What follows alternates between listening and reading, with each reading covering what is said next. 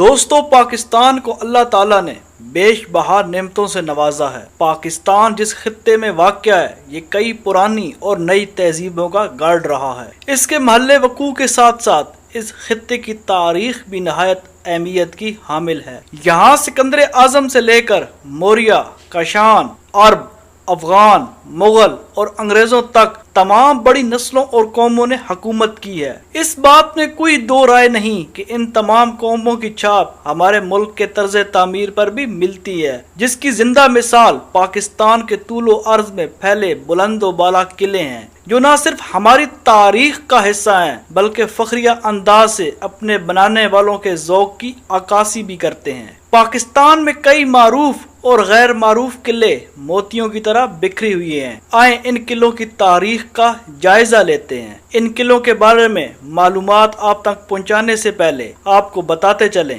کہ اگر آپ نے ہمارے چینل کو ابھی تک سبسکرائب نہیں کیا تو جلدی سے ہمارے چینل کو سبسکرائب کر کے بیل آئیکن پہ کلک کر لیں تاکہ یہ تاریخی ویڈیوز آپ تک بر وقت پہنچ سکیں۔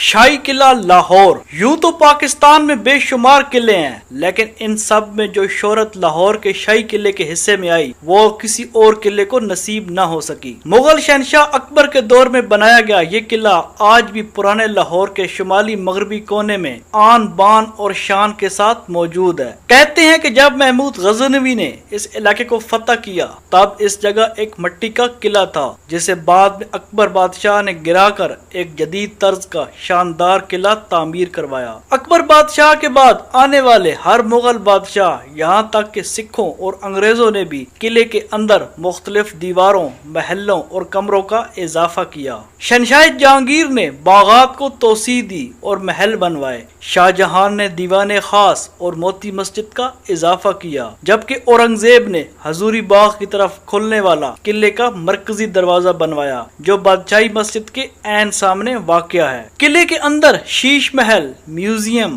بارادری، موتی مسجد، فوارے اور بہت سی قدیم خوبصورت جگہیں ہیں جہاں صبح سے شام تک عوام کا رش لگا رہتا ہے۔ یہ قلعہ مغل، سکھ اور انگریز تینوں ادوار کی تاریخ کا امین ہے۔ لاہور کی سیر اس قلعے کے بنا بالکل ادھوری ہے۔ قلعہ دراوڑ۔ بھاولپور پنجاب کے ضلع اور سابقہ ریاست بھاولپور میں واقع قلعہ دراوڑ ڈیرہ نواب صاحب سے 48 کلومیٹر جنوب میں واقع ہے۔ سرائے چولستان کے وسط میں کسی بھی بہت بڑے دیو کی طرح اس عظیم الشان قلعے کے 40 برج میلوں دور سے ہی نظر آ جاتے ہیں۔ اس قلعے کو 9ویں صدی میں جیسلمیر کے ہندو راجپوت حکمراں رائے راجہ بھٹی نے تعمیر کروایا۔ ابتدا میں اسے ڈیرہ راول کے نام سے جانا جاتا تھا، جو ڈیرہ راول کے بعد دراوڑ بن گیا۔ چاروں طرف ریت، مٹی کا صحرا اور جنگل، ایسے لگتا ہے جیسے کسی سمندر میں کوئی خوبصورت جہاز ڈوبا ہو۔ اس قلعے کے آس پاس چلتے پھرتے اونٹ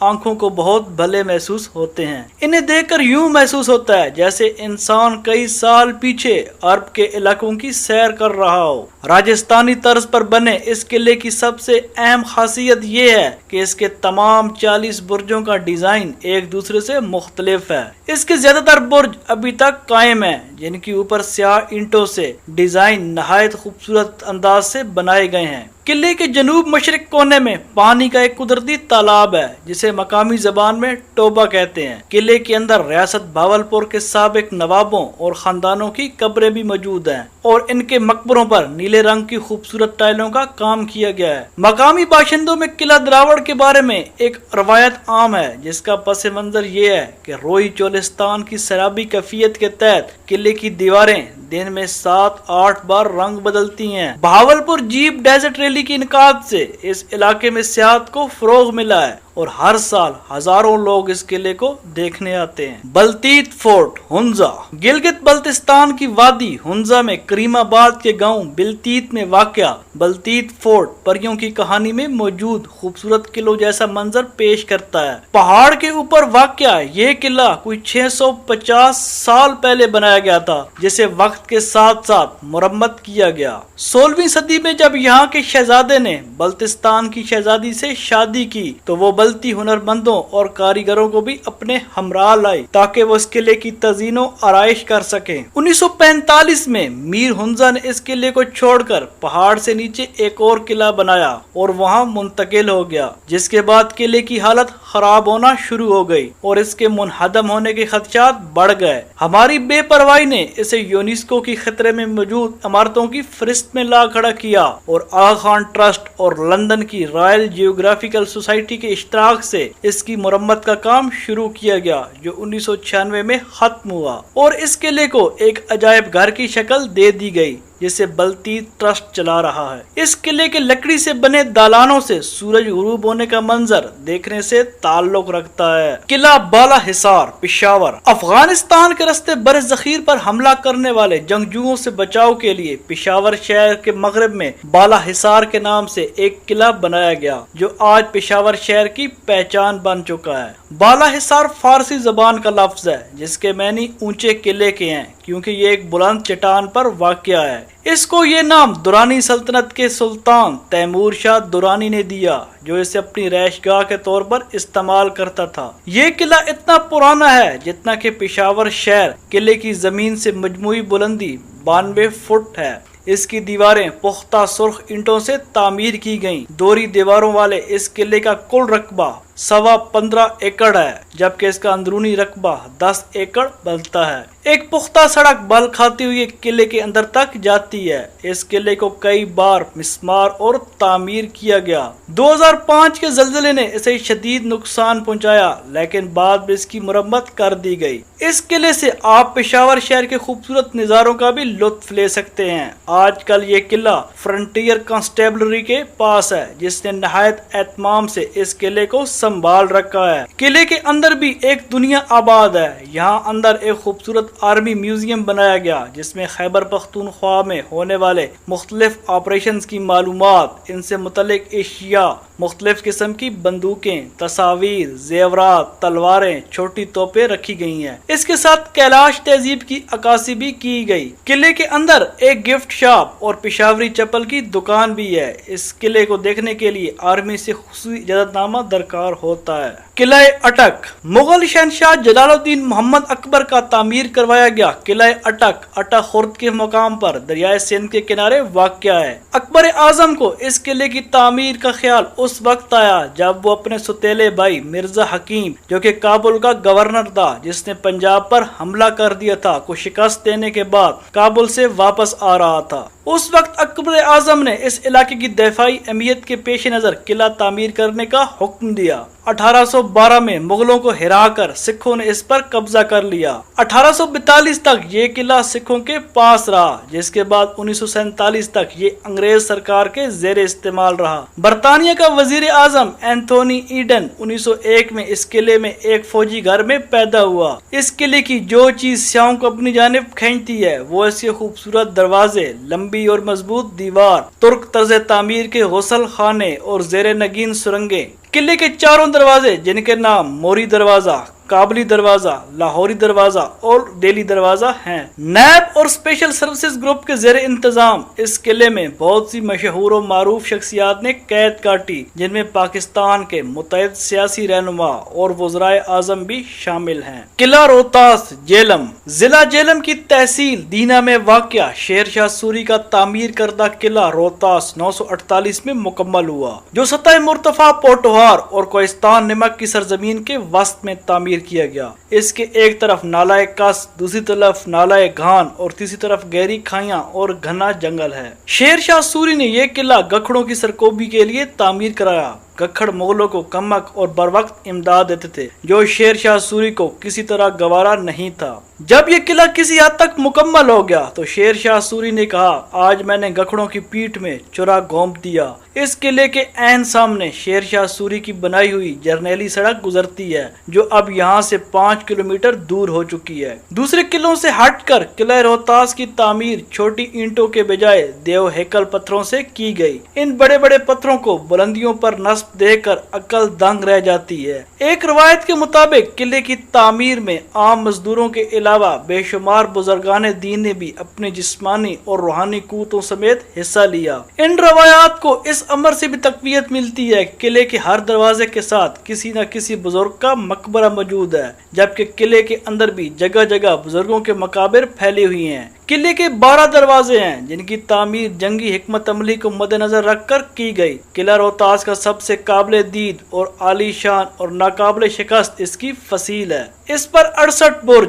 184 برجیاں، 6881 کنگرے اور 8556 سیڑھیاں ہیں جو فن تعمیر کا نادر نمونہ ہے۔ اس کے برج صرف فصیل کی خوبصورتی میں اضافہ نہیں کرتے بلکہ یہ قلعے کے مضبوط ترین دفاعی حصار میں بھی اہم کردار ادا کرتے ہیں۔ قلعے کے اندر شاہی مسجد، حویلی مان سنگھ، رانی محل، تالاب، کنویں، پھانسی گھاٹ، عجائب گھر اور ایک لنگر خانہ بھی ہے۔ یہ قلعہ اپنی طرز تعمیر کی بدولت اقوام متحدہ کے ذیلی ادارے یونیسکو کے عالمی ثقافتی ورثے میں شامل مقامات میں سے ایک ہے۔ قلعہ رانی کوٹ، جام شورو۔ دنیا کا سب سے بڑا قلعہ رانی کوٹ، جسے عظیم دیوار سندھ بھی کہا جاتا ہے، ضلع جام شورو کے علاقے سے 30 کلومیٹر جنوب مغرب میں کوہ کیر تھر کے بے آب و گیا سرزمین پر بنایا گیا۔ چونے کے پتھر کی چٹان پر بنے اس قلعے کے 4 دروازے ہیں۔ اس قلعے کی تعمیر میں بہت سی قیاس ارائیاں بھی ہیں، مگر یہ بات یقین سے نہیں کہی جا سکتی قلعہ رانی کوٹ کی بنیاد کس نے اور کب رکھی تھی اور کس دشمن سے بچنے کے لیے رکھی گئی تھی۔ تاہم محکمہ آثار قدیمہ کی کھدائی کے دوران ملنے والے اشارات سے پتہ چلتا ہے کہ یہ 2000 سال پہلے بھی تعمیر کیا گیا تھا۔ مگر حیرانی کی بات یہ کہ اس قلعے کا ذکر تاریخ میں صرف اس وقت ملتا ہے جب میر پور خاص کے میر شیر محمد تالپور نے 18ویں صدی میں اس قلعے کی مرمت کروائی۔ 10 میٹر تک بلند اس قلعے کی دیواریں جپسم اور چونے کے پتھر سے بنائی گئیں۔ یہ قلعہ بھی یونیسکو کے عالمی ثقافتی ورثے کی لسٹ میں اپنا نام درج کروانے میں کامیاب ٹھہرا ہے۔ قلعہ رام کوٹ، میر پور۔ آزاد کشمیر اور پنجاب کی سرحد پر منگلا ڈیم واقع ہے، جس کی خوبصورتی سے منگلا جھیل نے ایک گمنام قلعے کو گھیرے میں لے رکھا ہے۔ یہ قلعہ رام کوٹ ہے۔ قلعہ رام کوٹ جہلم اور پونچھ 2 دریاؤں کے سنگم پر ایک اونچی پہاڑی پر قائم ہے جو 3 اطراف سے پانی میں گھرا ہے۔ منفرد طرز تعمیر کی بنا پر رام کوٹ قلعہ کشمیر میں تعمیر کیے گئے باقی قلعوں سے کافی مختلف ہے۔ یہ قلعہ 19ویں صدی میں کشمیر کے ڈوگرا مہاراجا کے زیر تسلط تھا اور ایک قدیم ہندو شیو مندر پر بنایا گیا تھا۔ مظفر آباد سے ملتا جلتا طرز تعمیر والا یہ قلعہ شاید اس دور میں تعمیر کیا گیا تھا۔ قلعے تک پہنچنے کے لیے آپ کو منگلا ڈیم پر واٹر سپورٹ کلب سے کشتی میں بیٹھنا ہوگا اور تقریباً 10 منٹ کے سفر کے بعد آپ جھیل کے شمالی حصے میں پہنچ جائیں گے۔ یہاں آپ کو ایک پہاڑ کی چوٹی پر ایک عظیم الشان قلعہ دکھائی دے گا۔ ماضی میں اس پیچیدہ ملِ وقوع نے بہت سے فوائد دیے ہوں گے، لیکن آج کل یہی ملِ وقوع اس کی علیحدگی اور تنہائی کی وجہ بھی بن گیا۔ یہاں سیاحوں کا رش نہ ہونے کے برابر رہتا ہے۔ قلعہ چترال۔ چترال شہر میں ہندو کش کے پہاڑوں کے درمیان دریائے چترال کے کنارے واقع یہ دلکش قلعہ راجہ نادر شاہ نے 14ویں صدی میں بنوایا تھا۔ اس کی بیرونی دیواریں 250 سال پرانی ہیں، جبکہ یہ قلعہ خود 100 سال پرانا ہے۔ ماضی میں یہ قلعہ چترال کے سپاہیوں کے بیرک کے طور پر بھی استعمال ہوتا رہا۔ 1969 میں ریاست چترال کے پاکستان میں ضم ہونے کے بعد اس قلعے کو ریاست چترال کے آخری حکمران خاندان کی ذاتی ملکیت میں دے دیا گیا۔ قلعے کے اندر شاہی دربار، رہائشی کمرے، مہمان خانہ اور مسجد واقع ہے، لیکن اس کا مرکزی حسن جو دیکھنے والوں کو شدت سے اپنی جانب کھینچتا ہے وہ صرف برادری کی بدولت ہے جو سنگ مرمر سے بنائی گئی ہے۔ اس دور کی نادر اشیاء اور چترال کے خاندانی تصاویر کو سلیقے سے محفوظ رکھا گیا ہے۔ اس قلعے کی ایک خوبی یہ بھی ہے کہ یہاں آپ ہندو کش کی بلند ترین چوٹی ترچ میر کا بھی نظارہ کر سکتے ہیں۔ چترال قلعہ اب ناصر الملک کی زیر نگرانی ہے، جنہوں نے 2005 کے زلزلے کے بعد دوبارہ اس کی تزئین و آرائش کروائی۔ عوام کو یہ جگہ دیکھنے کے لیے خصوصی اجازت نامہ درکار ہوتا ہے۔ لال قلعہ مظفر آباد۔ آزاد کشمیر کے دارالحکومت مظفر آباد میں دریائے نیلم کے کنارے واقع لال قلعہ کشمیر کے حکمراں چک خاندان نے مغلوں کے حملے سے بچاؤ کی غرض سے 1549 میں شروع کروایا تھا، لیکن اس کی تکمیل مظفر آباد شہر کے بانی سلطان مظفر خان کے دور حکومت میں سن 1646 میں ہوئی۔ ڈوگرا سکھ حکمرانوں مہاراجہ گلاب سنگھ اور رنبیر سنگھ کے دور میں سیاسی اور فوجی مقاصد کے تحت قلعے میں توسیع کروائی گئی۔ لال قلعے میں کئی قید خانے بھی ہیں جو متعدد کال کوٹھڑیوں پر مشتمل ہیں۔ قلعے کے شمالی حصے میں کئی زیر زمین کمرے ایسے تھے جن کے بارے میں صرف چند مقامی لوگ ہی جانتے تھے۔ مظفر آباد میں دریائے نیلم کے کنارے صدیوں سے کھڑا یہ قلعہ قدرتی آفات اور انتظامیہ کے عدم توجہ کے باعث دھیرے دھیرے ختم ہو رہا ہے، جبکہ 2005 میں آنے والے زلزلے نے بھی اسے کافی نقصان پہنچایا ہے۔ تو ہاں دوستو، آج کی ہماری یہ ویڈیو تھی پاکستان کے مشہور و معروف قلعوں کے بارے میں، جو کہ ہر پاکستانیوں کی چاہیے کہ ایک دفعہ یہاں کا وزٹ ضرور کرے۔ اگر آپ کو ہماری یہ ویڈیوز اور یہ معلومات پسند آئی تو کامنٹ میں ہمیں ضرور بتائیے گا، ہم اس سے بہترین ویڈیوز آپ کے لیے لاتے رہیں گے۔ شکریہ۔